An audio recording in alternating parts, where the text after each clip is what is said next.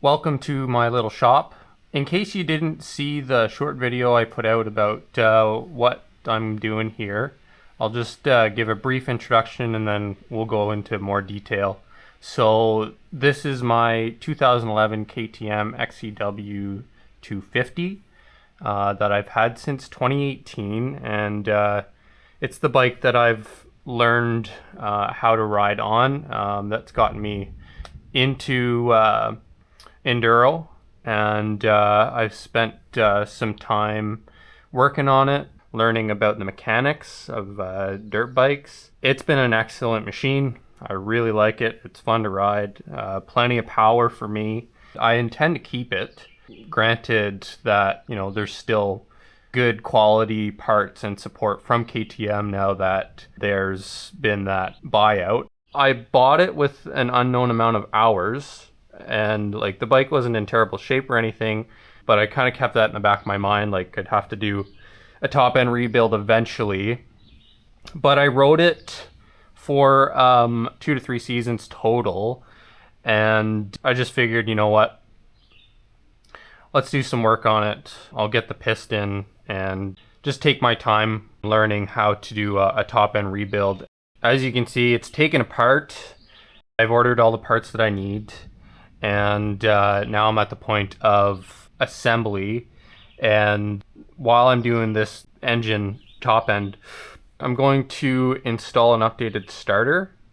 So the bike came to me with all that stuff deleted, so it's kind of a can of worms in that sense, but it seems certainly doable, you know. Again, as I mentioned, maybe you saw my short video, like the reason why I'm documenting this stuff, not only is it fun content and I hope you guys enjoy it, but also for me to be able to refer back to in the future, you know, just to make it quicker and easier for me to work on stuff on this bike if there are things that I learn along the way, and can just, you know, it's there for me to see. So yeah, updated starter and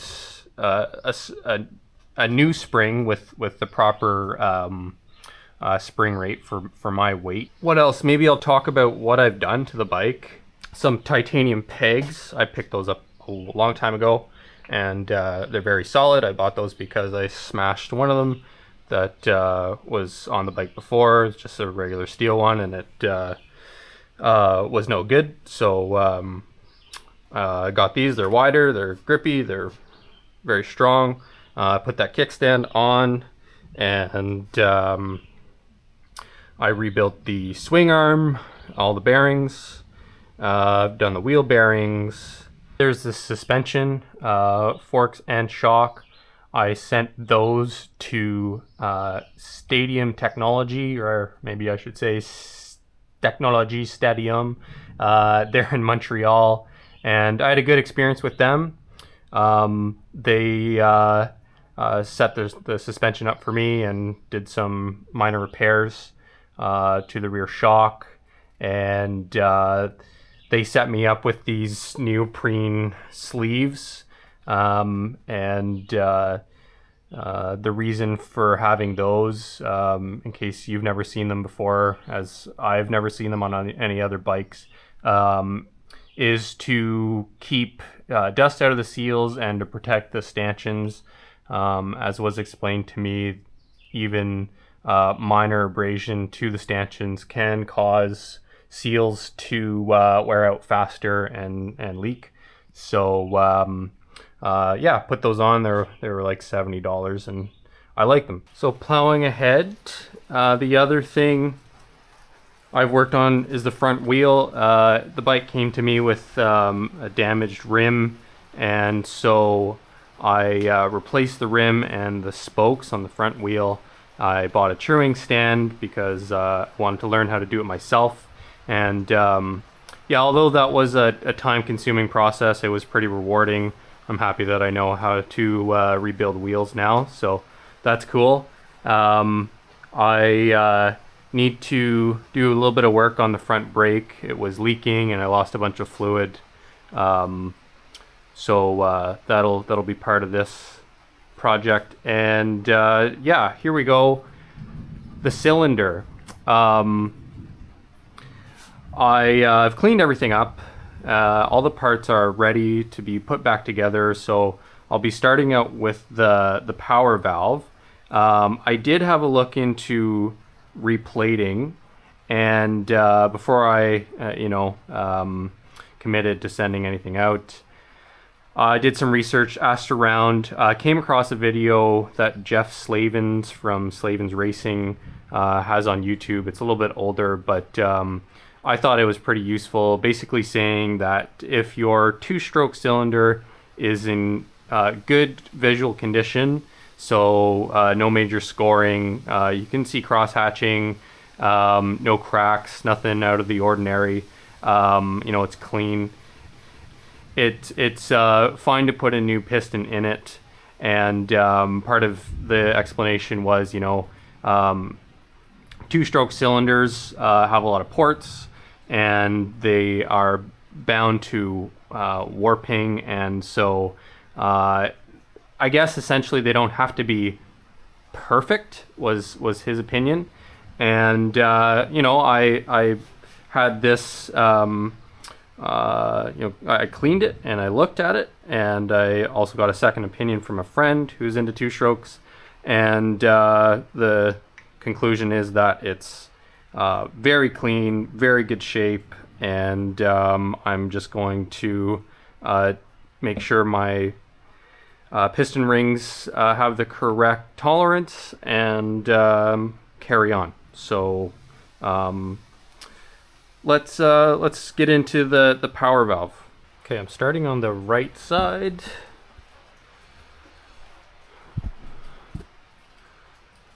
Got a picture here I took before I disassembled, and so I've greased this this flap, put that back in, and I used this grease from Park Tool. It is Polylube 1000. I know Motorex makes a product that is specific to this, but this is basically the same stuff as far as I could tell. So I've got the control shafts already in there. They're greased, and I've got to put these retaining brackets on. So 7 Newton meters with 243 Loctite is what holds them down. Give this a cycle a couple of times. Haven't used it for a bit. So okay, here we are, 7 Newton meters. Loctite 243.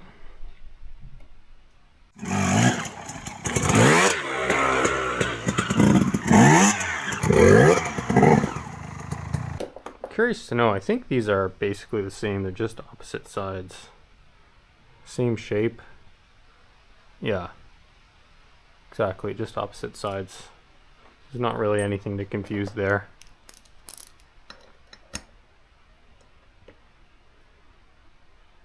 Click. Click. Do the other sides. Now I don't know if it matters which side these go on. Like the control, what were they called? Control shafts.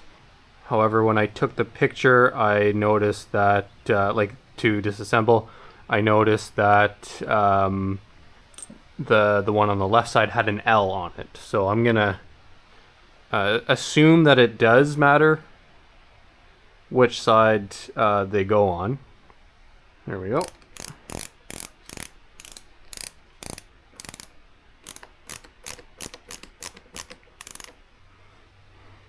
It's it's a squirrel. It's pretty dark here right now. It's kind of rainy outside, so apologies for the darker lighting.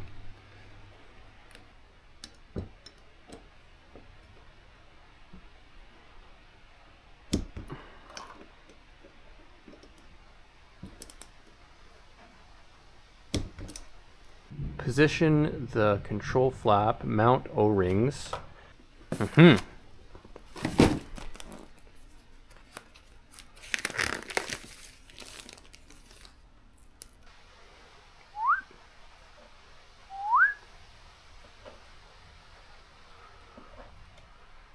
Okay, I got my 4 O-rings there. These are all the same size. They look to be. Oh yeah, okay. 4 O-rings. So now it's telling me to degrease the sealing area and coat thinly with sealant, which I have degreased. I've got this Loctite gasket maker, high temp. I checked. It's not the exact same as what they say in the manual, but it's pretty close, which will do fine. Where are my gloves? First off, I want to see how this sets over top. Not like that. Yeah, no. Like so. Right. And sounds good. Very nice. Read the instructions. Surface, yeah. Pull red cap off nozzle, remove the white tab from nozzle, turn nozzle counterclockwise, quarter of a turn. I did that. Press lever to bead one surface. Okay. Why not working? Brick. Oh, yep. Whoa, look at that. I don't know. Do I want to do it on this? Maybe I'll just do it on this. Because I think if I do it on the other side, I'm going to end up putting it everywhere, which is highly unnecessary.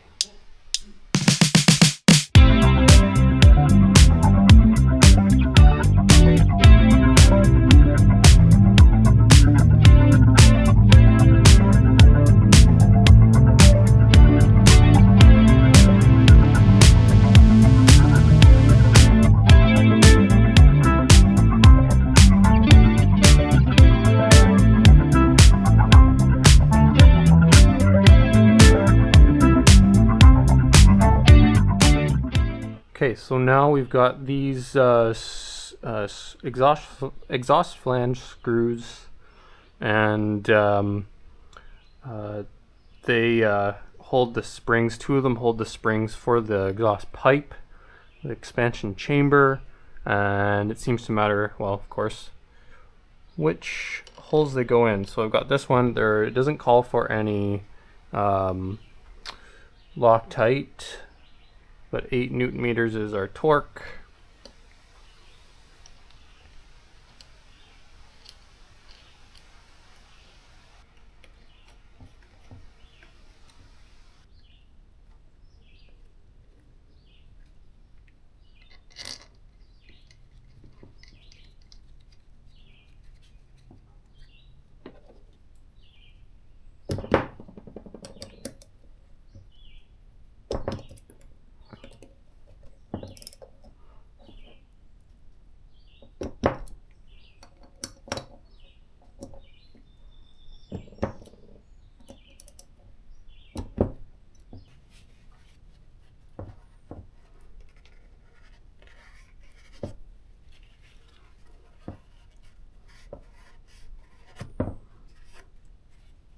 Right, my next step is to install this piece.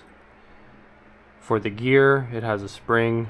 It says here, mount the screw with the bushing and spring, but do not tighten it yet. Position the spring with the short leg toward the outside. Put this like so.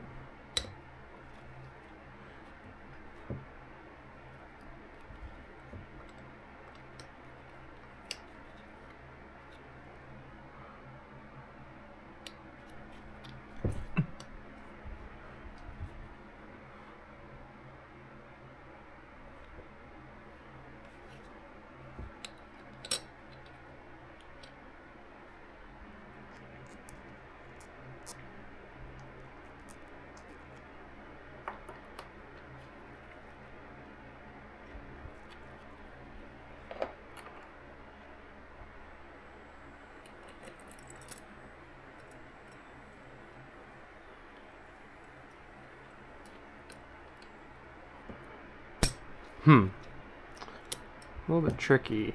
A little bit tricky.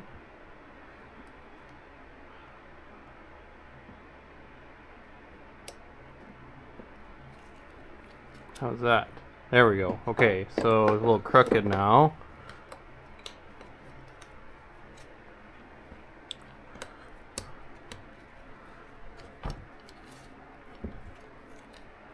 Looks not too bad. Looks okay. Just trying to compare to my picture there. It looks about right.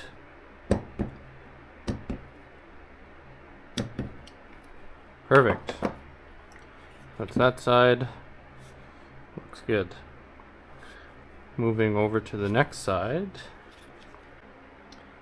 Now the left side has another step involved, which is checking the Z distance.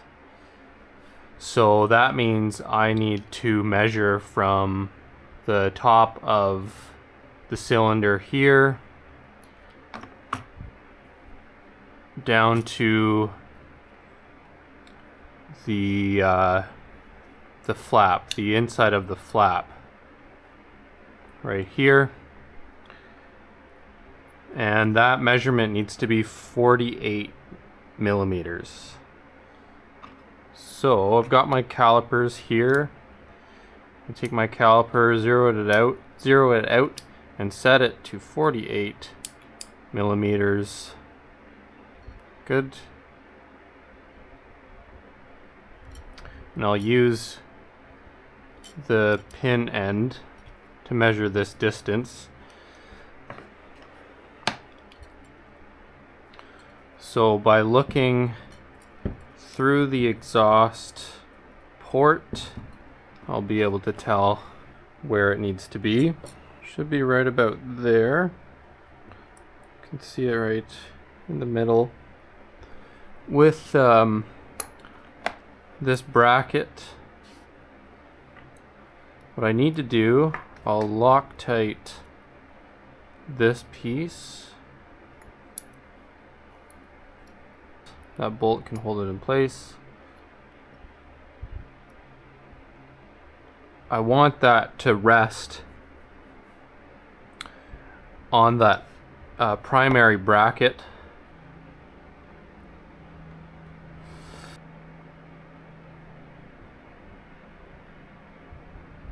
Before I torque that right down, I should check this again.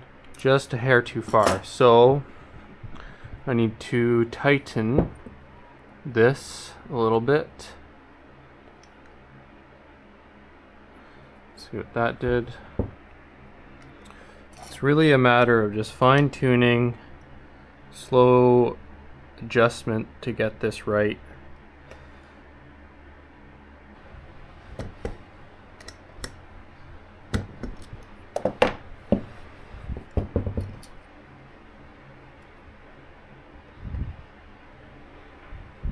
There, perfect. That looks really good. It's flush with the bottom when the flap is all the way down. So that's setting the Z distance, and now I can move on to checking my rings and the ring gap. That'll be in the next video. Thanks for watching.